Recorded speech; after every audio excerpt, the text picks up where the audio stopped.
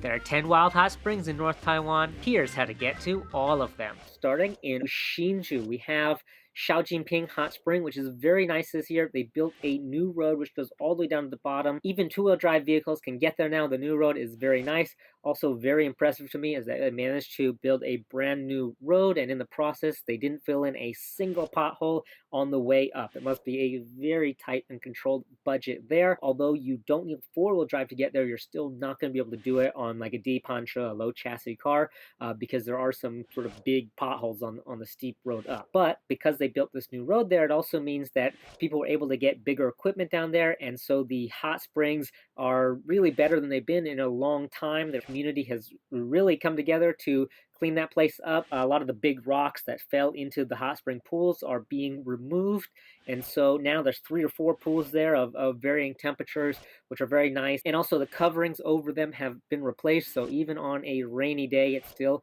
a great place to soak, or even when it's too sunny, you know, you're out of the sun. If you're looking for an easy and nice hot spring, Xiaojingping is great as always. There's also many waterfalls around there, not just that one that everybody goes to just upstream from the hot spring. On the left and right there are both big waterfalls and, you know, places to jump. One of them you can even see from the road. Check 6-8 maps for more details about how to get to all of those. But, you know, if you're in the area, it's worth checking out. Going further into Jianshu, we have Shoulan Hot Spring. Despite the huge landslide earlier this year in Shoulan, the hot spring survived and it is back. It's just enough to soak 1 or 2 people at a time, but the water is quite hot, so it's worth checking out. However, Taigang Hot Spring, which is about an hour hike through the forest and then along the river, beautiful hike, beautiful river, it is still doing fine this year. There's lots of pools there, great place to soak.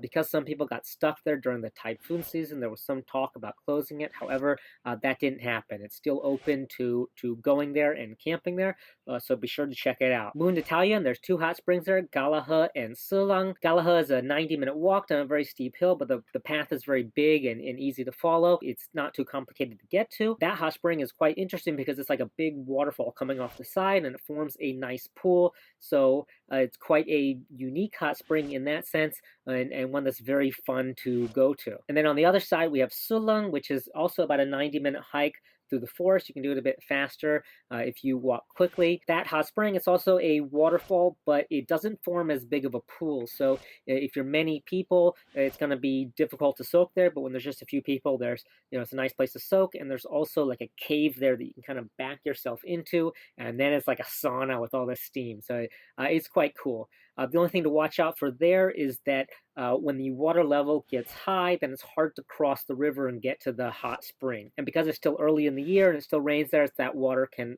fluctuate, kind of depending on your luck, whether you can go there or not. But I think that so far this year, it hasn't been raining too much, so it should be okay. Moving to New Taipei and Taipei City, this is where things get a bit strange. So in Ulai, if you've been looking on Google and you wanted to go visit that big open public hot spring out in the river that you've seen so many photos of, unfortunately, several years ago, the government did, in my opinion, a very stupid thing and just completely destroyed 50 years of community work towards hot spring building in kind of a misguided attempt to boost the local hotel hot spring industry. However, upriver from the bridge there is a small Yeshi Wenchuan, just sort of people digging in the river, and the water is coming out hot there, and it is pretty nice. But the policies there are not clear, and sometimes the police do come and sort of try to kick people out of that area. I don't know, maybe they get reported or something. I don't know how it works, but just keep that in mind that if you do want to go to Ulai Hot Spring and like soak in a Yeshi Wenchuan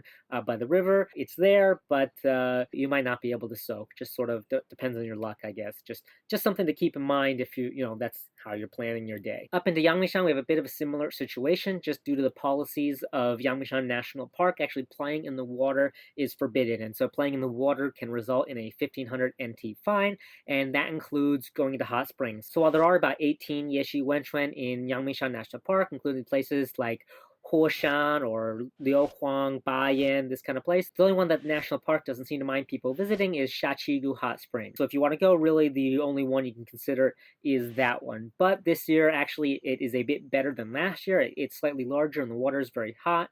So it is very nice, and it's only about a 10-15 minute walk down to the river. However, because it's a small hot spring in a very popular area, if you go there on a weekend, you might expect to have to wait around a little while. Everybody's gonna have to take turns, but it is a nice hot spring, and it's in a very peaceful area. I do think, though, that some of these policies are worth revisiting, especially since the rivers in Yamensha, I think, are rather benign in terms of like rivers go. They're not really that dangerous. I think there's a lot of potential in Yamensha National Park for outdoor recreation, especially like the river tracing and the waterfalls, some nice places to swim, and of course all these hot springs.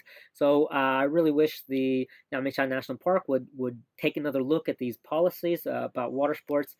I don't think there's really much evidence to show that it's more dangerous than any other sport. And also, I think that for the hot spring resources, it kind of creates a monopoly for the hotel hot spring elite.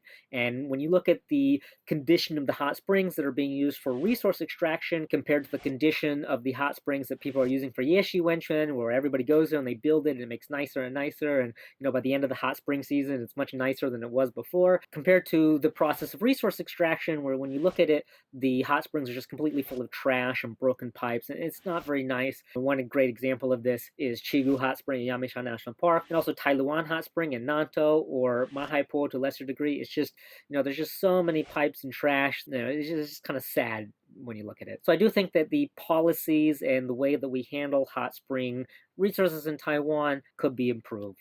Just something to think about. That's it for the North, and a big, huge thanks to the hot spring community for helping me put this video together. Thanks to everyone who contributed to that.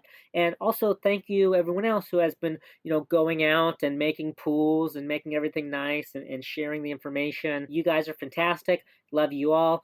Thanks a lot. I'm going to go to Hot Spring. I'll see you all later.